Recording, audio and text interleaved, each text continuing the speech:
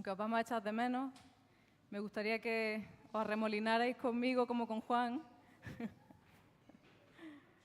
Gracias.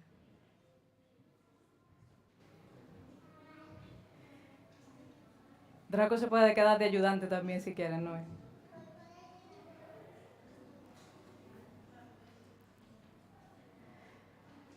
Bueno, muy buenas tardes a todos. ¿Cómo estáis? Hacedme un sonido, ¿bien? Bien. Pues bienvenidos a todos y gracias por estar aquí a pesar del puente y a pesar de la feria, que creo que la han quitado ya, pero espero que hayáis podido dormir a pesar de los cohetes. No sé si por aquí mi compañera Felicia tuvo problemas. Bueno, si no me conoces, yo soy Lola, predicadora a nivel internacional. Mentira. Yo soy Lola, soy de Granada y bueno, estoy encantada de estar aquí con vosotros y gracias de verdad por estar aquí. Corrígeme si me equivoco, pero creo que una de las imágenes más impactantes que nos ha dejado la pandemia del COVID ha sido la de ciudades de todo el mundo completamente vacías. Voy a ponerte algunas imágenes. Adelante la primera imagen. A ver si la reconocéis. ¿Quién reconoce eso? Ese es el puente de Carlos, en Praga, completamente vacío. Yo he estado allí y normalmente está hasta arriba de gente, doy fe. Siguiente imagen. Eso es Roma, muy bien, en la Plaza de España, muy bien. Esas personas se llevarán un punto después y un caramelo. La Plaza de España, no sé si habéis estado, pero está normalmente abarrotada de gente. Ahí, totalmente vacía. Siguiente imagen.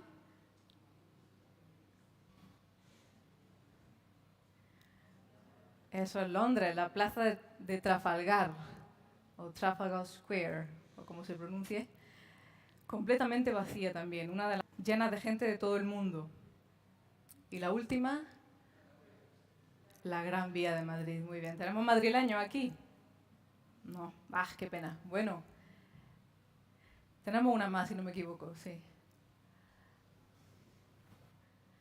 Sí, la que más nos ha sorprendido a los granadinos. No sé cuándo fue la última vez que tuviste el mirador de San Nicolás completamente vacío.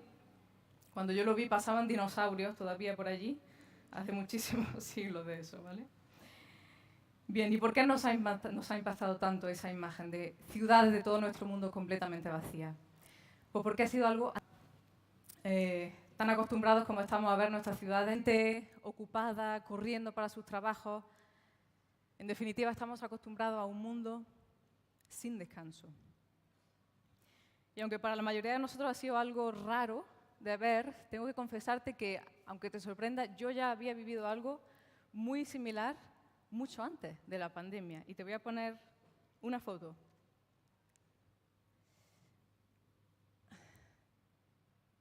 ¿La tenemos? Bueno, esa soy yo. La siguiente, quita mi cara de ahí, por favor.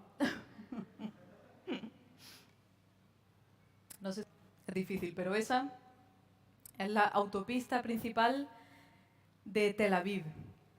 Es una autopista en Israel que conecta con casi todas las ciudades allí, ¿vale? Y es una de las más concurridas. Por allí siempre están pasando coches, por allí siempre hay muchísimo bullicio, muchísimo tráfico. Y yo estaba allí 1 año y medio casi antes de la pandemia, completamente sola, conduciendo una bicicleta sin nadie a mi alrededor. ¿Y cómo es posible eso? Te preguntarás, a lo mejor. Bueno, pues es posible porque ese día se estaba celebrando una fiesta que se celebra todos los años en Israel y que se le llama el Día de la Expiación o el Yom Kippur en hebreo. Una de las festividades más importantes, yo diría que la más importante posiblemente de todo el calendario judío, a la que se le conoce también como el sábado de todos los sábados o el más grande de los sábados. Si sabéis, el sábado es el día de descanso para los judíos y un día que se reserva pues, principalmente para comer, para dormir, para descansar, en definitiva. Y en ese sentido, en el sentido del descanso, el día de la expiación es muy similar a un sábado, pero tiene un carácter muy especial y es que ese día se ayuna, es decir, no se come nada. ¿Por qué? Pues porque el enfoque del descanso, fíjate qué interesante, es el de humillarse delante de la presencia de Dios, pidiéndole su reconciliación con nosotros. Humillarse delante de Dios, pidiéndole que se reconcilie con nosotros. Esa fiesta del Día de la Expiación está basado en un evento que narra la Biblia, con la que finalizó Felicia sin haberlo planeado, gracias, su predicación de la semana pasada. Un evento narrado en el Antiguo Testamento, que era el único día al año en el que el sacerdote de los israelitas podía entrar a la parte más sagrada del templo de Dios o del tabernáculo para ofrecer o para manchar con sangre el altar de Dios, con la sangre ofrecida por los pecados de los israelitas y de sí mismo, ¿vale? Era el día más importante para los israelitas y era determinante para saber si Dios habría perdonado sus pecados o no. Y es por eso que ese día estaba totalmente prohibido trabajar.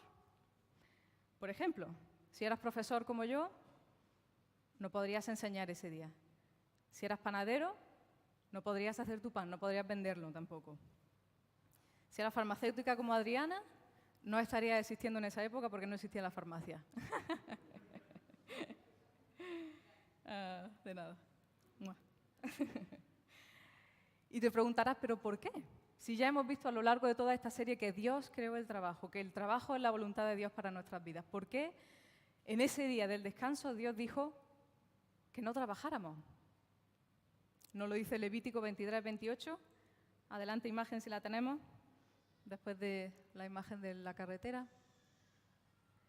Levítico 23, 28. Muchas gracias. Ningún trabajo haréis en ese día, porque es día de expiación, de sacrificio por los pecados, para reconciliaros delante de Jehová vuestro Dios. Quédate con esas palabras, para reconciliaros delante de Jehová vuestro Dios.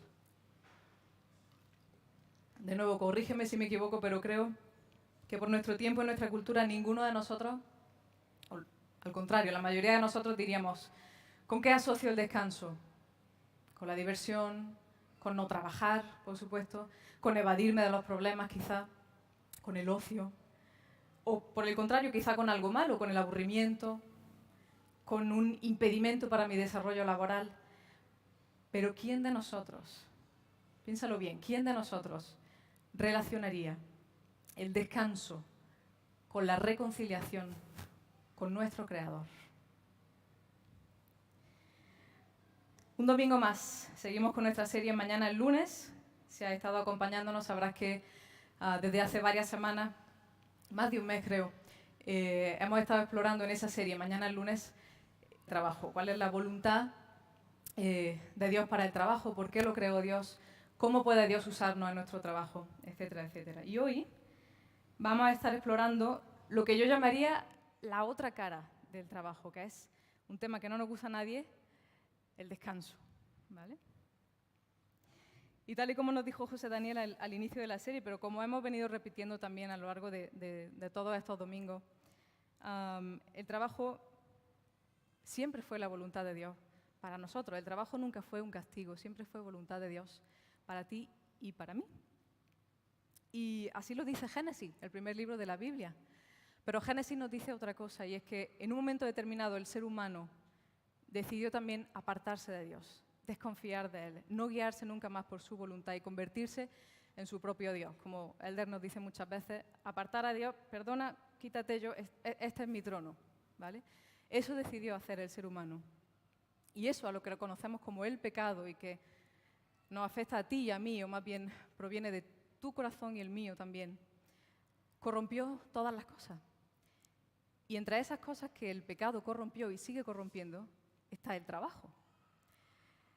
Eso puede significar cosas muy diferentes para cada persona. Puede significar para ti, a lo mejor, que vives para tu trabajo y que eres capaz de ofrecer a tu familia o a tu salud o a tus amigos en el altar del trabajo con tal de obtener mayor éxito laboral.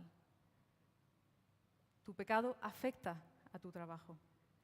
Pero para otra persona puede significar algo completamente diferente. Puede significar a lo mejor que se niega a trabajar y que quiere vivir del cuento, como decimos aquí. Eso también es pecado afectando al trabajo. Por supuesto, como yo decía, que yo llamaría al descanso la otra cara del trabajo, corrompido el trabajo por causa del pecado, queda corrompido también el descanso por causa de ese pecado también. Y mi objetivo, si no consigo otro, con la reflexión de hoy, es triple, son al menos 3 cosas. La primera es que podamos reconocer en nuestro interior, si no lo hemos hecho ya, que eso es una realidad. Nuestro pecado afecta a todas las áreas de nuestra vida y eso incluye a nuestro trabajo también. Y si eres un adicto del trabajo, piénsalo. Mi segundo objetivo es que podamos llenarnos de la visión bíblica del descanso. ¿De acuerdo? Y en tercer lugar, que podamos simplemente quedarnos maravillados por la manera en que Dios no solo inventó el descanso como un regalo, sino la manera en que Él también lo restauró, a pesar de que nuestro pecado afecta también a nuestro descanso. Ese es mi triple objetivo, ¿de acuerdo? Pero antes de arrancar, te pido que te quedes, si acaso, con esta frase, ¿de acuerdo? Y es que el descanso, aunque fue creado para nuestro disfrute, es mucho más que eso. Es, entre otras cosas, un reflejo del carácter increíblemente bondadoso, increíblemente compasivo de nuestro Creador, de nuestro Dios. Y es un reflejo también de su plan de redención, de salvación para la humanidad, de limpieza, podríamos decir, del pecado también. Eso es el descanso. ¿Estáis despiertos? Bueno, pues fíjate si el descanso es parte tan integral de la voluntad de Dios para tu vida y para la mía, que la Biblia no tarda nada en mencionarlo. Lo menciona en su primer libro, en el libro de Génesis, en el capítulo 2. Vamos a ponerlo en la pantalla también. Génesis 2, versículo 1 a 3. Gracias. Dice, así quedaron terminados los cielos y la tierra y todo lo que hay en ellos. Al llegar el séptimo día, Dios descansó porque había terminado la obra que había emprendido. Dios bendijo el séptimo día y lo santificó, porque en ese día descansó de toda su obra creadora. Vale, rebobinando un poquito, antes de eso la Biblia nos ha dicho que Dios existía antes de todas las cosas. Dios existía antes de la creación y Él creó todas las cosas de acuerdo a un orden, ¿vale? Él creó los cielos y la tierra y dijo que era bueno. Él creó las aguas y lo seco, dijo que era bueno. Él creó las plantas y los animales y dijo que era bueno. Y Él te creó a ti y a mí, nos creó a ti y a mí, y dijo que éramos una buena criatura. Y cuando Él completó toda su obra creadora, la miró y dijo, esto es muy, muy bueno. Y entonces descansó. Ahora, párate aquí un momentito. No sé si te ha saltado eso a la atención como sí me ha pasado a mí. Y que da la sensación de que la creación tiene un ritmo, ¿verdad? Un ritmo ascendente, un ritmo cada vez más complejo y tiene un orden. No sé si sabes hacer ritmos. Vamos a hacer ritmos. Venga. Todos conmigo. Un ritmo simple. Vale. Ahora la creación se hace más compleja, un poco más compleja. Muy bien. Un poco más compleja. Y descansó. ¿Vale? La creación tiene un ritmo. Y el descanso siempre formó parte esencial, integral de ese ritmo. Dios no creó el descanso para que fuera algo opcional. Sin descanso no habría orden, no habría ritmo en la creación y la creación sería caótica. Y ese mismo principio se aplica a tu vida y a la mía también. Y a lo mejor aquí puedes preguntarte si te sientes ahora mismo en tu vida, no lo sé, arrastrado por una vorágine caótica. No te das cuenta de si estás viviendo o no estás viviendo, si estás durmiendo, si estás despierto. Sin café no puedes sobrevivir. Si estás viviendo en un caos, a lo mejor es porque no estás aplicando ese principio esencial de la creación de Dios, que es el descanso, el ritmo y el orden que da el descanso. Es como la música también. Y yo sé que aquí tenemos un par de músicos. Y aquí podría hacerte una pequeña adivinanza. A ver si sabes el nombre de esa pieza, la única pieza que no tiene ningún descanso. Ruido. No es música, es ruido. Sin descanso no hay orden. Es todo caos. Y eso se aplica también para tu vida y para la mía. La segunda cosa de la que nos percatamos en ese relato de la creación de Génesis es que la Biblia nos dice que Dios, cuando vio todo lo que había creado, como hemos dicho antes, ¿verdad?, dijo, esto es muy bueno. Y la Biblia nos dice que se complació de lo que Dios había hecho, de lo que había creado. Y no sé si lo has pensado nunca, independientemente de si tienes fe o no, pero eso te incluye a ti también. Tú también eres una creación de Dios. Y Dios te mira y dice, Felicia, eres una buena criatura. Noé, eres una buena criatura. Me gusta. Adriana, eres una criatura. Es broma. La broma es que la quiero un montón. ¿Vale? Independientemente de si tienes fe o no la tienes, Dios te mira y dice, esta es una buena criatura. ¿Qué mayor descanso se puede obtener de eso? Independientemente de si tienes más o menos éxito en tu trabajo. Independientemente de si ahora mismo estás, Dios no lo quiera, en el paro o no. Eres una buena criatura. Puedes encontrar descanso en eso también. Y el punto 3 es que la Biblia nos dice que cuando Dios completó su trabajo, su buena obra, lo completó y descansó. Pero la Biblia no nos dice, si te has dado cuenta, que Dios trabajó y trabajó y trabajó y trabajó hasta que su obra estuvo perfecta y hasta que no estuvo perfecta no se conformó para descansar. Tampoco nos dice que Dios trabajó y trabajó hasta que consideró que Él merecía el descanso y entonces descansó. Trabaja lo mejor posible, con excelencia, como nos decía Felicia la semana pasada, con excelencia, no buscando el perfeccionismo, porque no vas a encontrar descanso en el perfeccionismo.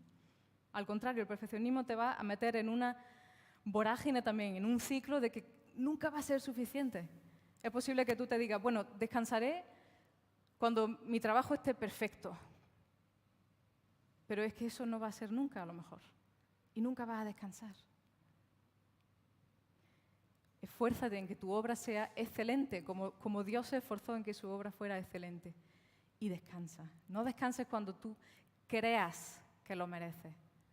O cuando otros te digan, uy, mereces un descanso. No. Descansa porque Dios creó el descanso para ti y para mí, independientemente de si somos más exitosos o menos en lo que hacemos. El descanso, quédate con esto también, es algo que tú y yo necesitamos, no es algo que tú y yo a veces vamos a ganar o no. Lo necesitamos, independientemente del resultado de nuestro esfuerzo. Diría yo que el segundo gran bloque, ya hemos visto Génesis, por cierto, no es whisky, para todos los que me han preguntado, es agua de Lanjarón.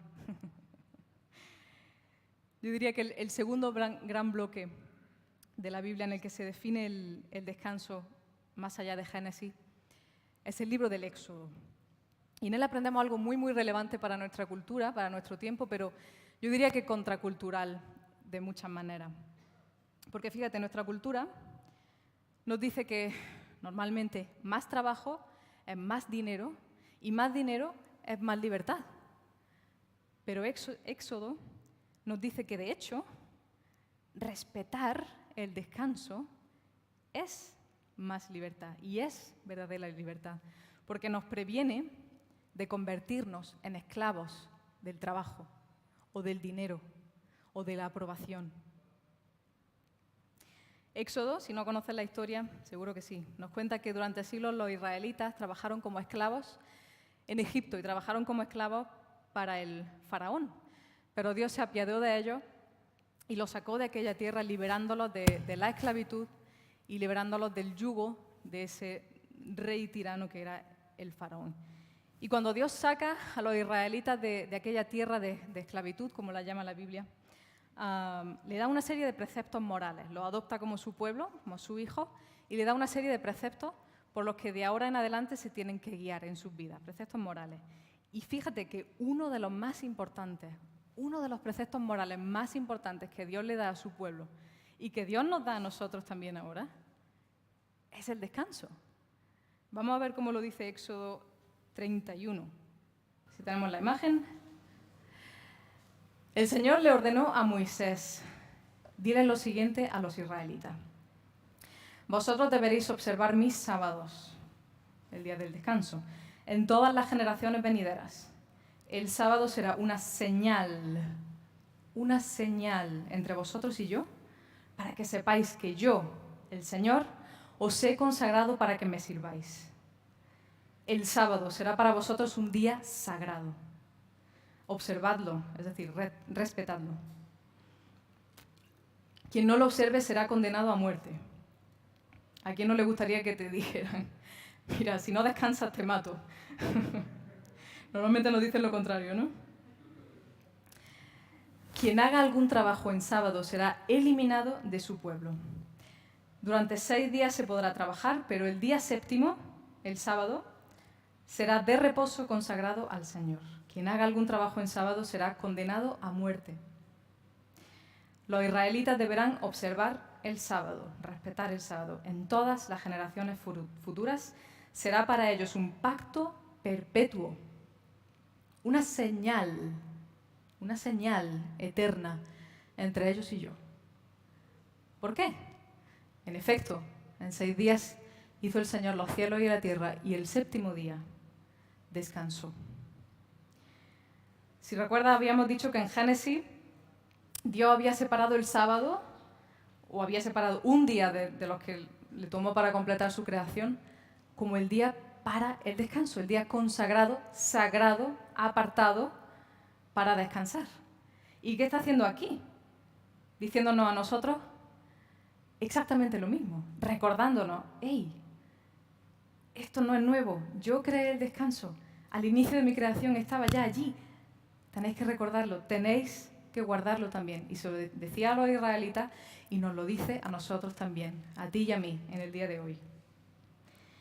El descanso no es un lujo, no es algo opcional, tampoco es un escollo, un impedimento, una piedra en el camino para tu desarrollo laboral. Tal y como nos dice el texto, el descanso a ojos de Dios es sagrado, el que tú descanses. A ojos de Dios es tan sagrado como cuando tú vienes a la iglesia, tan sagrado como el matrimonio. Eso es el descanso. No solo eso, si os fijáis, había señalado allí en el texto una palabra varias veces. ¿Cuál había señalado? Señal, muy bien. El descanso es una señal eterna a ojos de Dios de tu relación con Él.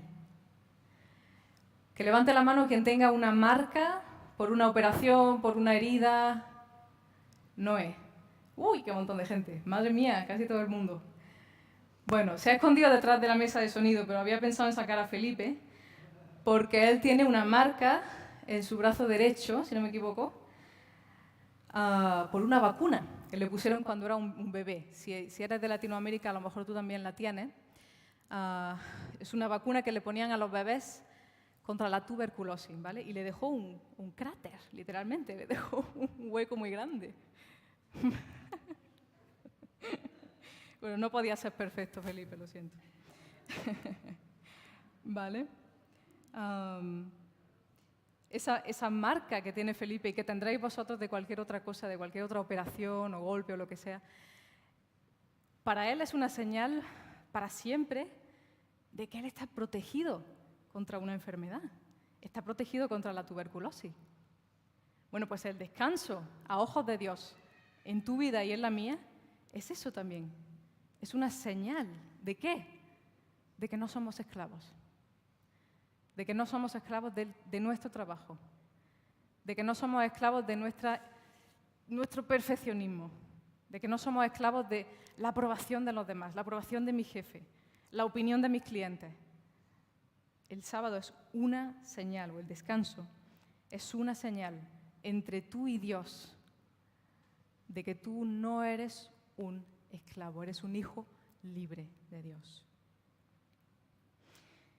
Como dijimos al principio de la predicación, por causa del pecado, tú y yo tenderemos siempre a convertir cosas buenas, bendiciones, regalos dados por Dios, en ídolos por el pecado.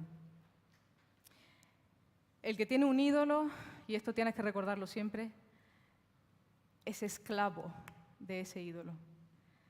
Y aquí una advertencia. Si tu ídolo es tu trabajo, tú eres un esclavo de tu trabajo. Si tu ídolo eres tú mismo, tú eres un esclavo de ti mismo. Si tu ídolo es el descanso y vives para el próximo descanso, también eres un esclavo de eso. Cuando Dios sacó a los israelitas de Egipto, de hecho, una de las tareas más difíciles que Él tuvo que hacer con ellos, como hijos suyos, como pueblo suyo, fue cambiar su mentalidad de esclavos y arrasar completamente con esa mentalidad de esclavos que habían aprendido después de tantísimos siglos viviendo como esclavos allí en Egipto y trabajando en la esclavitud para un señor esclavizante, perdona que repita tantas veces esa palabra. Dios tuvo que arrasar con esa mentalidad de esclavos que tenían los israelitas y tuvo que ser tan radical con ellos como lo fue, dándoles ese precepto del día del descanso y siendo tan estricto en que ellos cumplieran el descanso para entrenarlos en su nueva identidad como hijos libres. Y eso precisamente es lo mismo que Dios quiere hacer contigo y conmigo. Antes de conocer a Dios, venimos de una mentalidad esclava a lo que sea. Créeme, a lo que sea, antes de conocer a Dios, has sido esclavo de algo, has estado adorando algo por encima de Dios. Y cuando ya te entregas a Dios y lo declaras como tu Señor y decides entregar toda tu vida a Él, Él te tiene que sacar de la esclavitud, que puede pasar en un momento, pero que normalmente toma una vida de entrenamiento en la libertad. Y al igual que los israelitas, tú y yo tendremos que pasar por un proceso consciente, quédate con esa palabra, consciente de liberación, de aprendizaje de qué significa vivir como un hijo libre de Dios. Y para ello, muy rápidamente, para que podamos pasar por ese proceso, propongo al menos 3 cosas, 3 puntitos, muy rápidos, ¿vale? Lo primero, si ya eres un hijo de Dios, es mostrar arrepentimiento. Mostrar arrepentimiento reconociendo que has sido esclavo a lo que sea antes de Dios. Si es el caso del trabajo, te pongo aquí algunas cosas, algunos pecados en los que puede ser que sea tu caso, tú hayas caído, me ha pasado a mí, simplemente fíjate si tú te sientes identificado, ¿de acuerdo? El orgullo. Si alguna vez se ha pasado por tu mente algo así como, es que si yo no hago este trabajo, nadie lo hará. Orgullo. La soberbia. Si alguna vez ha pasado por tu mente, todo el mundo me necesita, soy imprescindible. Y si yo no trabajo aquí, o si yo no sirvo en esta iglesia, es que la iglesia se va a venir abajo. Soberbia. Incredulidad. Si alguna vez has pensado, no estoy muy seguro de que si yo no trabajo, de que si yo descanso, por ejemplo, Dios vaya a cuidar de mí. Yo tengo que mantener este horario loco de trabajo porque no estoy seguro de que Dios sea suficiente para cuidar de mí. Incredulidad. O rebeldía contra Dios. Si alguna vez ha cruzado por tu mente, yo sé mejor que el propio Dios, que creó hasta las últimas partes de mi ser, cuál es el ritmo que puede aguantar mi cuerpo. Hombre, por favor, estoy durmiendo 3 horas, estoy viviendo a base de 5 cafés al día. pero es que yo sé mejor que Dios lo que mi cuerpo puede aguantar. Tú sabes más que Dios.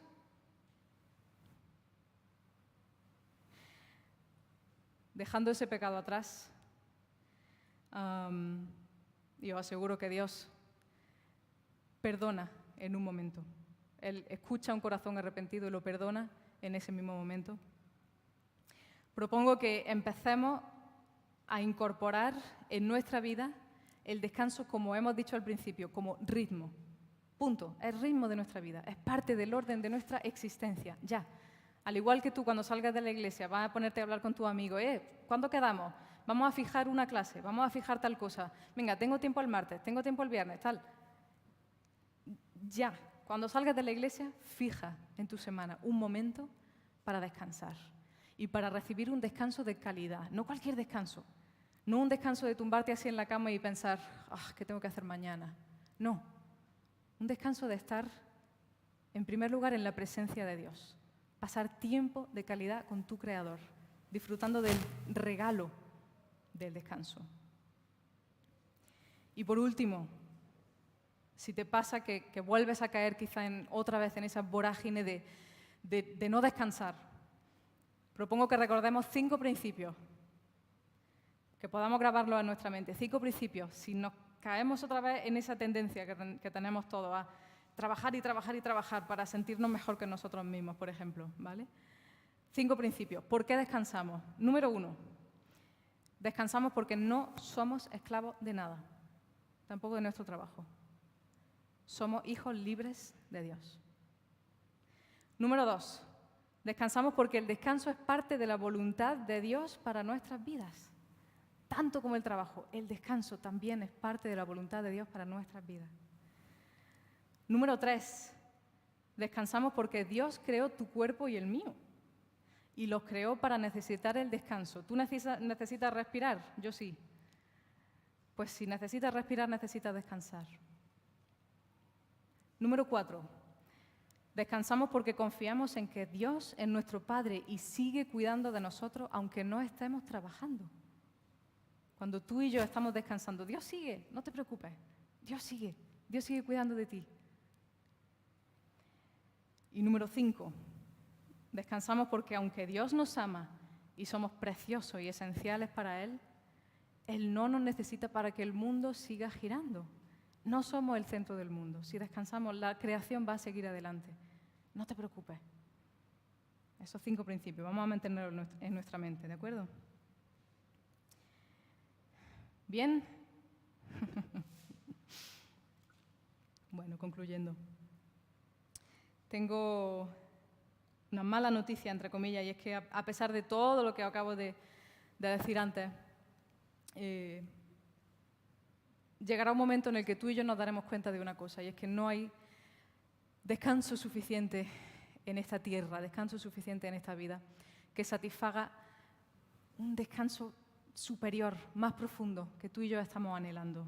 No importa cuántos meses de vacaciones tengas al año, si te jubilas con 35 años o con 77, no importa cuánta diversión obtengas a la semana, cuántas veces duermas, cuántas horas, no importa. Hay un descanso esencial, mucho más profundo, fuera de esta vida, diría yo, que tu corazón y el mío están anhelando y que no hay nada en este mundo que nos lo pueda dar. Anhelamos, deseamos el descanso de nuestras almas.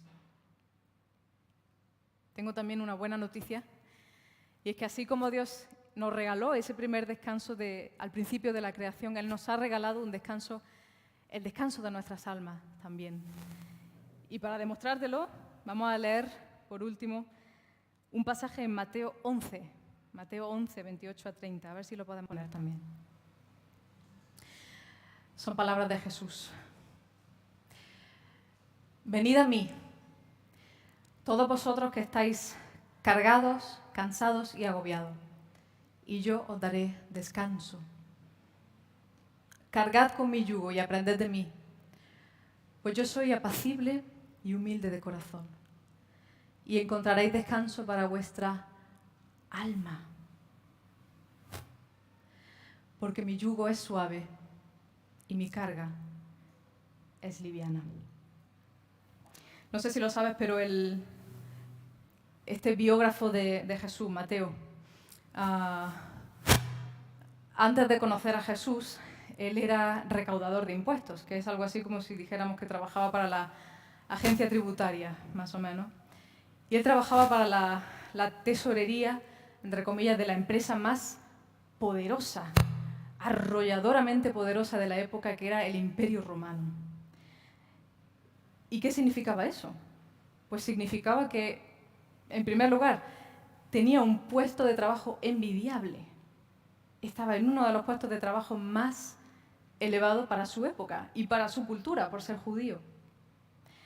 Eso significa que probablemente ganara más dinero del que necesitaba, o al menos no le hacía falta.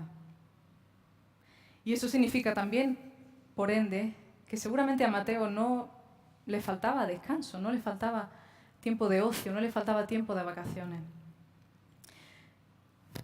Sin embargo, ¿te parece casualidad que sea precisamente Mateo el que registra esas palabras de Jesús sobre el descanso de nuestras almas? A mí no me lo parece, personalmente. Personalmente, y pensando también en la trayectoria de Mateo, en la vida de Mateo, antes y después de conocer a Jesús, creo que él se dio cuenta precisamente de lo que yo estaba diciendo ahora mismo y de lo que tú y yo nos daremos cuenta en un momento de nuestra vida, y es que no importa si somos el jefe de nuestra empresa, no importa si tenemos el mejor trabajo, si ganamos el mejor sueldo, si tenemos todos los meses que queramos de vacaciones o todo el descanso que queramos durante la semana. Habrá un momento en nuestras vidas en el que tú y yo nos daremos cuenta de que no hay descanso suficiente en este mundo que satisfaga el descanso que está deseando nuestra alma.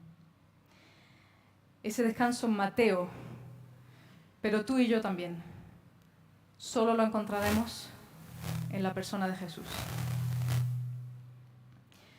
Quédate con esta frase, y es que por encima de cualquier otra cosa, tú y yo necesitamos el descanso que proviene de dejar de intentar inútilmente salvarnos a nosotros mismos. Necesitamos el descanso de nuestro espíritu, de nuestra alma, que viene de poder decir, ya, no tengo que intentar ser mi propio salvador, no tengo que intentar justificarme. Necesitamos el descanso que proviene de la certeza de saber que otra persona, Jesús, hizo por nosotros el trabajo pesado que nosotros estamos intentando hacer simplemente para justificar nuestra existencia. No necesitas justificar tu existencia a través de tu trabajo. Pregúntate si quizás la razón por la que no encuentras el descanso, a pesar de que tengas descanso en tu trabajo, es porque estás intentando justificar tu existencia en tu éxito laboral.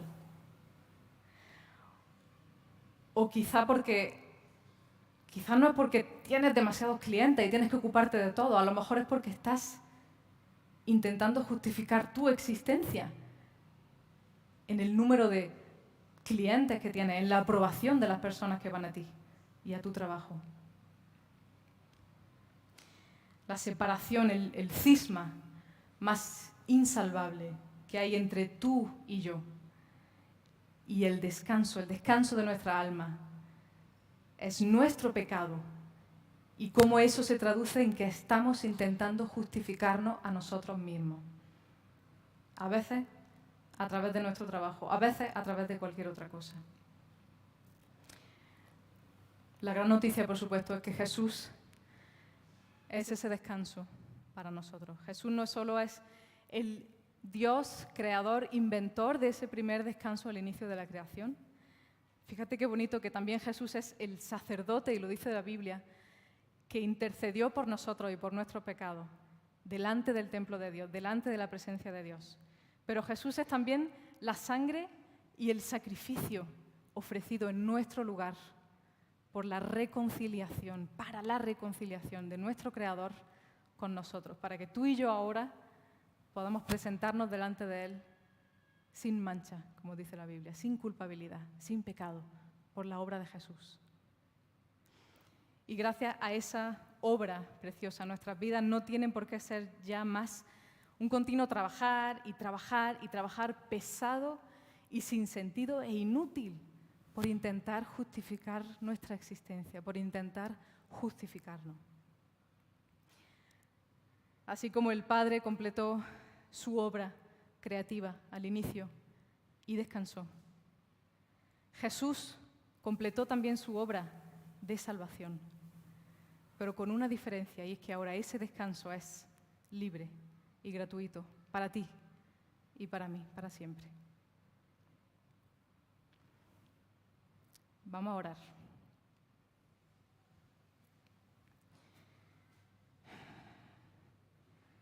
Padre Santísimo,